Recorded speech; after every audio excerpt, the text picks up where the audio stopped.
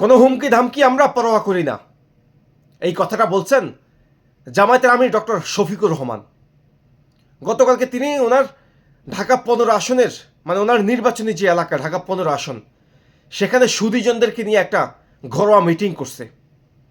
সেই মিটিংয়ে উনি সেখানে বলছে কোনো হুমকি ধামকিকে আমরা পরোয়া করি না। গত 15 বছর আমরা ভোট দিতে পারি নাই, আমরা এবার ভোট দিব, ভোট দিয়ে আমাদের যোগ্য প্রার্থীকে আমরা সংসদে পাঠাবো। কারো হুমকি ধামকি এই জিনিসগুলো আমাদেরকে আর কখনোই বাধাগ্রস্ত করতে পারবে না। সবাইকে চোখ কান সজাগ রাখা লাগবে, যেন আগামীর ভোটে যেন কেউ কেন্দ্র দখল করতে না পারে, কেউ যেন ওই ভোট কারচুপি করে ক্ষমতায় না আসতে পারে।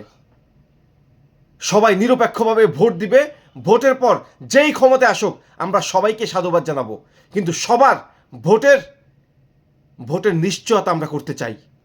সবাই যেন সুস্থভাবে ভোট দিতে পারে, সবাই যেন সুস্থভাবে ভোট দিয়া তাদের নিজস্ব পছন্দ মতো ব্যক্তিকে তারা ক্ষমতায় আনতে পারে, সেই ব্যবস্থাটা আমরা করতে চাই। ভোটের রাস্তাটা যেন ক্লিয়ার থাকে। আমাকেই ভোট দেন এটা আমি বলতেছি না, আপনার পছন্দের যে ব্যক্তি সেই ব্যক্তিটাকেই ভোট দেন আপনি। আপনার ভোটের অধিকারটা আমরা ফিরিয়ে দিতে চাই। এই কথাটা শুধু জামায়াতের আমিরই বলে নাই, এই কথাটা গত 15 বছর ধরে বাংলাদেশ জাতীয়তাবাদী দল বিএনপির নেতাকর্মীরা বলে আসছে।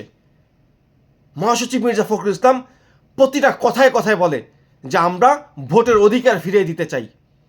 জনাব তারেক রহমান বলে আমরা ভোটের অধিকার ফিরিয়ে দিতে চাই। গণতন্ত্রের যাত্রাটা আমরা সুখকর হোক, আমরা সেটাই চাই। অতএব যে সমস্ত ভাইয়েরা ভোট কারচুপি করার ষড়যন্ত্র করতাছো বা করবা বলে চিন্তাভাবনা করতাছো, ভোট কেন্দ্র দখল করার চিন্তাভাবনা করতাছো, তারা অন্তত তোমাদের এই প্ল্যান থেকে বের হয়ে আসো। এই প্ল্যান তোমাদের কামিয়াব হইব না, এই প্ল্যান তোমাদের কামিয়াব হইব না। বাংলাদেশ জামাত ইসলামের নেতাকর্মীরা এইবার ঐক্যবদ্ধ আছে এবং তারা ঘোষণা দিতেছে তারা ভোট কেন্দ্র যেন দখল না হয় সেই ব্যাপারে সজাগ আছে তারা, এবং তারা ভোট কেন্দ্রগুলোকে পাহারা দিয়ে রাখবো, ভোট কেন্দ্রগুলোকে পাহারা দিয়ে রাখবো তারা, যেন কেউ অপ্রীতিকর কোনো ঘটনা ঘটাইতে না পারে। আমরা সেই প্রত্যাশাই করি। 15 বছর ধরে আমরা ভোট দিতে পারি নাই, আমরা এবার সুস্থভাবে ভোট দিতে চাই, আমাদের পছন্দের প্রার্থীকে সংসদে পাঠাইতে চাই, শুধুমাত্র এই দেশের জন্য, এই সমাজের জন্য। ভালো থাকবেন সবাই, সুস্থ থাকবেন সবাই। যদি ভালো লাগে থাকে আমার ভিডিও অবশ্যই সাবস্ক্রাইব করবেন।